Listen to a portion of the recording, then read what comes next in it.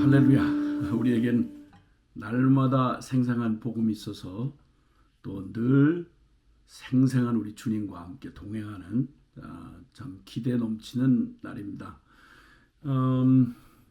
그 사람이 이렇게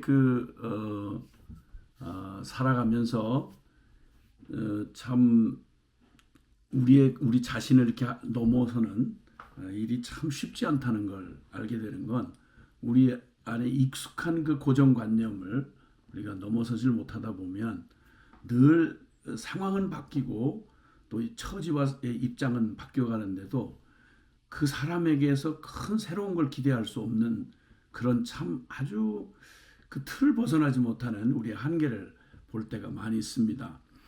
그 새술은 새 부대에 담아라 이렇게 라는 말씀 있는데, 그러니까 내용은 분명히 이제 바뀌었는데 그 부대를 그 담아야 될 그 포대가 옛것 낡은 부대에다가 새 포도주를 담으면 새 포도주는 이제 점점 이렇게 팽창을 하는데 속의 내용이 그럼 나중에 그 결국 가죽 부대가 터지는 바람에 쓸 수 없다.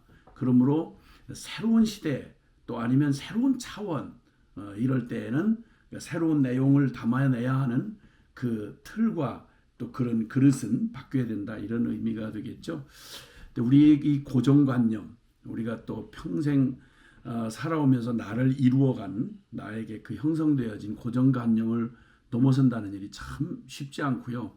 혁명이라고 말할 수 있을 만큼 그렇죠.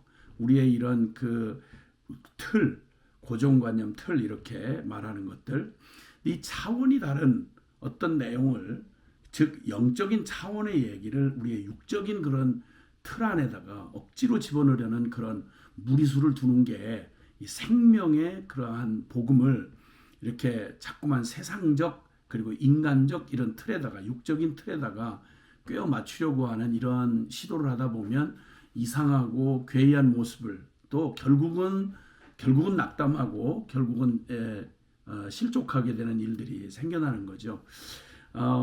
이런 사람의 이런 고정관념이 바뀌어간다는 게 참 이렇게 불가능해 보이는 이런 일들이기도 한데요. 이런 일을 바꾸시는 그 하나님의 이 섭리 가운데 우리의 이런 그 틀을 벗어나지 못하는 우리에게 주님이 그 과정을 통해서 일련의 사건들, 그러니까 우리의 그 고정관념이 바뀌어지는 이 일을 위해서는 어떤 연속선상에 있는 어떤 사건과 그런 정황들이 쭉 이루어 가다가 어느 순간 하고 깜짝 놀라서 내 생각과 내 틀에는 맞지 않는데, 그런데 어느 순간 버뜩 깨닫게 되는 그런 일이 있는 것입니다. 이제 그 중에 우리 그 사도행전의 그런 하나님의 그 교회 성령 공동체가 이 세상의 모습 실체를 드러내고 난 이후에 그 겪어가는 이 고정관념이 깨어져가는 이런 틀이 바뀌는 이런 그 새로운 이 공동체가 맞닥뜨려야 하는 이런 상황의 변화, 그 내용의 변화가 있는 중에 참 한 벽을 넘기가 어려웠던 게 이 복음의 통로가 되었던 선민 이스라엘이 유대인에게만 구원이 있다 이렇게 생각을 하는 그 고정적 틀이 있었어요. 왜냐하면 그도 그럴 것이 그들이 선민으로 하나님의 선택받은 민족으로 이 주님의 복음을 이 역사 속에 드러내시기 위해서 이 영적이고 하늘에 속한 복음을 나타내게 하려니 영이 망가진 인생들이 거기다가 온통 고집과 그 고정된 하나님 없는 그런 틀 안에 붙잡혀 있는 이런 인생들에게 이 차원이 다른 하늘의 복음을 전해주려니까 수많은 시간들과 사건들을 통해서 주님의 복음을 계시해 오시는 중에 그 중에 특별히 선택받아서 그 복음의 그릇이 되었던 유대인은 그 역사와 그리고 그들의 전통과 그 자기들의 이 정체감이 그 하나님의 선민이라고 하는 이 고정 딱 정해진 틀이 있었죠. 그들에게는 구약의 약속들이 있었고요, 율법이 있었고 성전이 있었고, 그래서 하나님에게 있어서 이스라엘이라고 하는 이 선택받은 민족은 이방인과는 완전히 구별이 되어 있었고요. 그러다 보니까 그들의 한계가, 생각이 유대인 외에 이방인 구원을 받는다, 이건 있을 수도 없는 일이었습니다.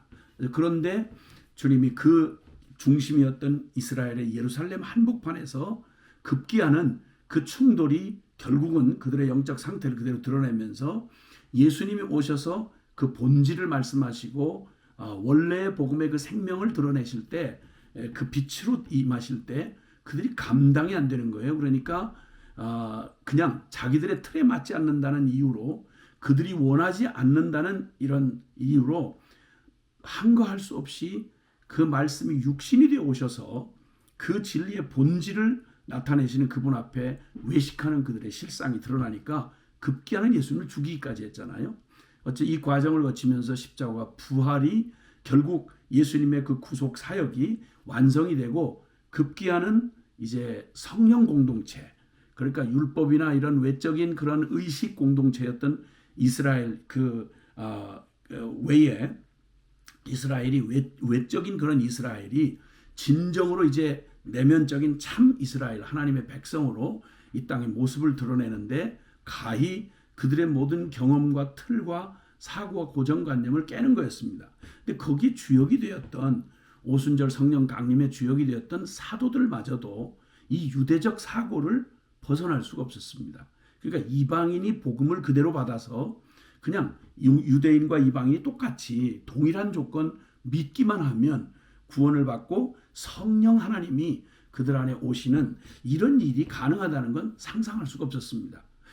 그런데 이런 그들의 틀을 넘어서는 이런 그 일은 사실은 주님이 일찍이 말씀하시고 그 공생애를 통해서 그들에게 보여줬던 일이었죠. 뭐 기억이 나시는 분들이 있겠지만 이방 로마군의 그 백부장이 그 보여줬던 믿음이 얼마나 대단했던지 주님께서 그에게 이스라엘 중에 이만한 믿음을 본 적이 없다. 그리고는 그 이방인의 구원을 그들에게 보여주셨고 그 믿음이 하나님 앞에 인정받은 것에 대해서 예수님 당시 공생애 때 이미 보여주셨어요. 그 가나안 여인, 이방 여인 스루보니게 여인에게도 내 믿음이 크도다. 유대인은 듣지 못했던 살아계신 하나님을 믿는 일에 인종의 차별이 넘어서는 이런 일들을 이미 주님이 다 보여주셨고요. 사도행전 1장 8절에서 약속을 하실 때에도 주님 말씀하시잖아요. 성령이 너에게 임하시면 너희가 권능을 받고 예루살렘이나 유대만이 아니라 사마리아와 땅 끝까지 이르러 너희가 내 증인이리라. 이미 이 복음이 열방용 복음이며 유대인을 넘어서 이방인 모두에게 동일하게 이 복음 모두에게 구원을 주시는 하나님이 복음이 될 거라는 얘기를 이미 주님이 말씀하셨어요. 그런데도 불구하고 유대인 출신이었던 이 사도들은 예루살렘 교회 지도자였던 이들의 생각은 바뀌기가 참 어려웠습니다. 그런데 지금 그 중심에 있었던 그 사도들의 중심에 있었던 베드로가 사도행전 10장에 보면 경험한 특별한 사건이 있었습니다. 그게 바로 로마의 점령군으로서 이 유대 땅에 와서 그 백부장으로 온 그 고급 장교가 있었습니다. 이방인이죠. 그 고넬료로 가는 사람입니다. 이 고넬료의 사건이 이 사도행전 복음의 전지를 이뤄가는 하나님 나라의 역사에 굉장한 의미를 갖고 있습니다. 이 고넬료 가정에 이 고넬료는 복음을 예수님을 만나기 전에도 그런 이미 유대인들에게서 찾아보기 어려울 만큼 이방인인데 그건 옆으로 겨치기로 들었던 그 하나님에 대한 말씀 그대로 율법을 준행하며 또 경건하여서 하나님 앞에 늘 기도하는 그 참 보기 드문 좀 이방인으로서 그렇게 기도와 구제를 통해서 유대인들에게조차 오히려 도전이 되는 그러한 사람이었어요. 그런데 하나님이 그 고넬료의 가정을 통해서 천사를 보내셔가지고 기도하는 고넬료에게 내 기도와 구제가 하나님이 듣고 계시다. 충격적인 일이었습니다. 그리고는 내 사람을 보내어서 저기 그 요바에 베드로라고 하는 사람이 와 있다. 그러니 거기를 청하여서 그에게서 통해서 들려준 하나님의 말씀을 들으라. 이렇게 초자연적인 역사로 한가할 수 없이 주님이 말씀을 하셨어요. 마침 그때 베드로도 마침 그 구시 기도 시간에 시간 습관을 따라서 하나님 앞에 기도하는 시간이었는데 그때 주님이 특이한 환상을 세 차례나 보여주십니다. 율법적인 사고의 그 몸에 배 있는 그 틀에 매여 있는 이 베드로에게 주님께서 하늘에서 보자기가 내려오는데 거기에 여러 부정한 짐승들이 막 그냥 와글와글 있는 거예요. 그리고는 이걸 먹으라는 거예요. 이건 있을 수가 없는 일이었습니다. 그래서 있을 수가 없습니다. 저는 그런 적이 없었습니다. 그랬더니 하나님이 정하다고 한 걸 네가 부정하다고 하지 말아라. 이런 일을 똑같이 3번이나 반복해서 보여주시고 참 이상하다.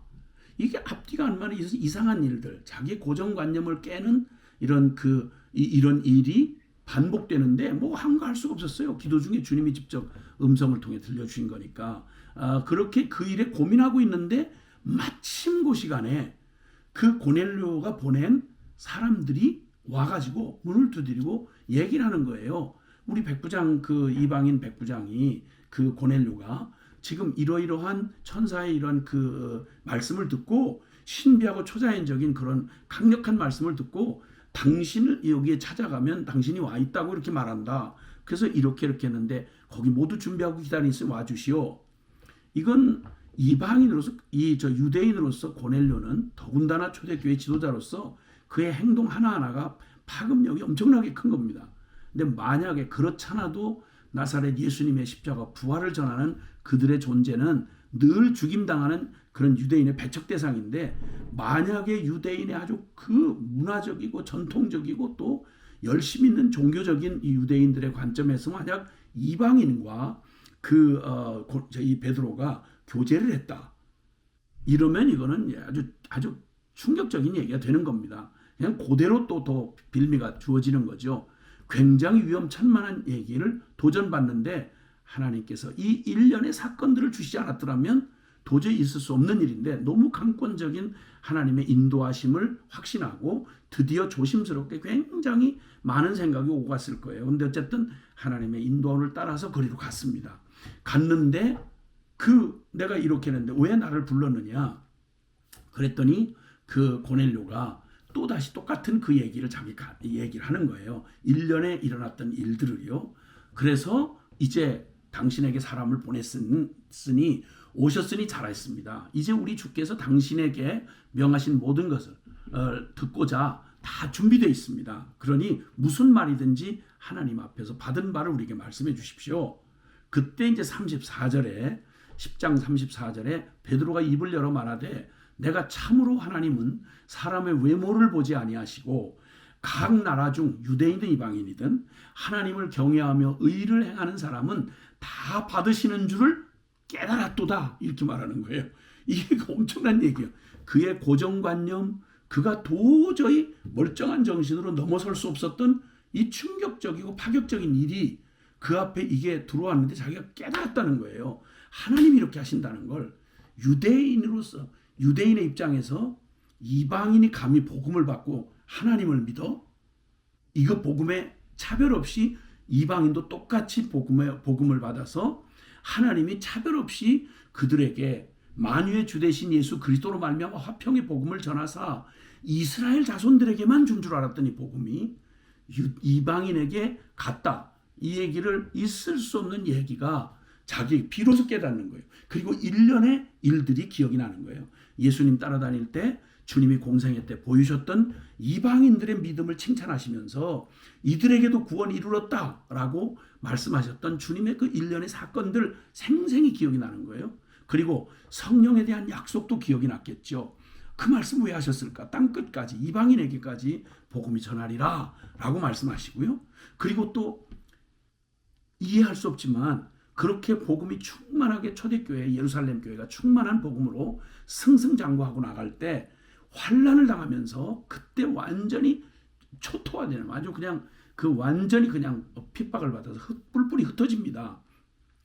이런 상황들 하나님이 분명히 교회를 이 땅에 두시고 그 교회를 지켜주실 수 있는 능력이 있는데 이런 그 가혹한 어려움을 통해서 이렇게 흩으시는 일들 그리고 그 가운데 또 이렇게 오늘 이 자리에 이르러서 그리고 이미 또 벌써 흩어진 사람들 가운데 사마리아 사람을 이방의 개처럼 취급하는 유대인 입장에서 거기 보냄을 받은 사람들 중에 빌립이 그 사마리아 성에 가서 성령께서 강력하게 역사하심으로 이방인과 동일했던 사마리아 안에 성 안에 놀라운 충격적인 복음의 역사들이 일어나는 것을 이미 경험하는 이런 사건들이 쌓이고 오다가 결정적으로 지금 주님께서 직접적으로 고넬료 가정과 만나게 해주시고 복음을 전하게 하십니다. 아시겠지만 그 자리에서 성령이 역사하시는데 똑같이 자기들이 오순절 성령 강림 때 주님이 보여주셨던 바 그 놀라운 일이 이 이방인 고넬료의 가정 안에서 그 가족들 다 모여가지고 말씀을 경청하는데요. 세상에 기적이 많은 겁니다. 하나님의 동일한 성령께서 오순절날 강림하셨던 그 똑같이 각 사람에게 성령 충만히 임하시면서 놀라운 일이 기적 같은 일이 벌어지는 겁니다. 똑같은 메시지를 전했어요. 십자가 부활의 복음. 그래서 믿는 모든 사람들이 죄사함을 받는다. 예수 그리스도의 이름으로 이랬더니 베드로가 이 말을 할 때 성령의 말씀 듣는 모든 사람에게 내려오시니 베드로와 함께 온 할례 받은 모든 신자들이 똑같이 보는 거예요. 이방인들에게도 성령 부어지심을 위해서 놀라더라 이렇게 말해요. 충격을 받은 거예요. 이는 방언을 말하며 하나님 높임을 들음이로라. 이에 베드로가 이르되 이 사람들이 우리와 같이 성령을 받았으니 누가 능히 물로 세례 베품을 그 말이요. 그리고는 예수 그리스도의 이름으로 똑같이 유대인 3,000명이 그때 세례받던 그때와 동일하게 세례를 베풀라 하니라. 이렇게 그 기적이 일어났습니다. 그가 깨달았던 말, 하나님이 사람의 외모를 보지 아니하시고 유대인은 이방인이든 각 나라 중 하나님을 경외하며 의를 행하는 사람은 다 받으시는 줄을 이제야 내가 깨달았도다. 여러분 우리 인생사에 하나님은 이 무지하고 몽매한 우리들을 그리고 그저 도간에 든 쥐처럼 그래서 내가 보는 거 그게 다고 내가 경험하고 듣고 배운 바 이게 다인 거예요. 좀 지식이 있다고 한들 경험이 있다고 한들 다 해봐야 인간 수준이죠. 거기다가 또 고집까지 있어가지고요. 내 전통 막 자랑하는 어떤 무슨 내가 특별하게 가진 어떤 그 권위 이 정도 되면 이건 전혀 그 틀을 받아낼 수가 없어요. 하나님의 수준의 하나님 나라의 수준의 일을 받아낼 수가 없어요. 그런 우리를 하나님께서 베푸시는 놀라운 기적, 이 복음 역사에서 바로 이 사건은 굉장히 중요한 의미를 갖습니다. 유대인에게 한정되어 있던 그 복음이 그 과도기를 지나서 이제는 온 열방을 향해서 주시는 하나님의 복음으로 드디어 폭발적인 복음이 그냥 세상을 향해 터져나가는 이 길목에 그 통로가 됐던 유대인이라는 딱딱하게 굳어진 이 틀, 고정관념, 인간의 한계, 그 성전과 이 율법 안에 갇혀있던 유대인이 그 길목을 붙잡고 있는 유대인 출신의 사도들조차 이게 안 바뀌는 거예요. 이 사건이 결정적인 이 사건이 일련의 사건들의 아주 중요한 핵심 사건이 된 채로 이후에 나중에 베드로가 막 받아들일 수 없는 예루살렘의 그 신실한 초대교회 지도자들의 초대교회 성도들의 심령한 유대적 사고의 틀을 깨는 결정적인 사건이 되었습니다. 우리 인생에도 일련의 사건들이 있죠. 어느 순간 내게 깨달음이 오면서 내 중심에 관념과 고정관념과 육적 한계를 터뜨리고 하나님 수준의 그 거룩한 복음과 그 천국의 영광을 우리가 받아들이는 이런 일을 위해서는 우리 안에 이런 이 변화가 사고의 틀, 고정관념, 세술은 세부대에 담아야 하는 이런 결정적인 순간에 하나님의 은혜가 나타나는데 바로 이 일인 것입니다. 역사적인 순간이 오면서 우리는 일련의 사건들을 주목해 볼 필요가 있습니다.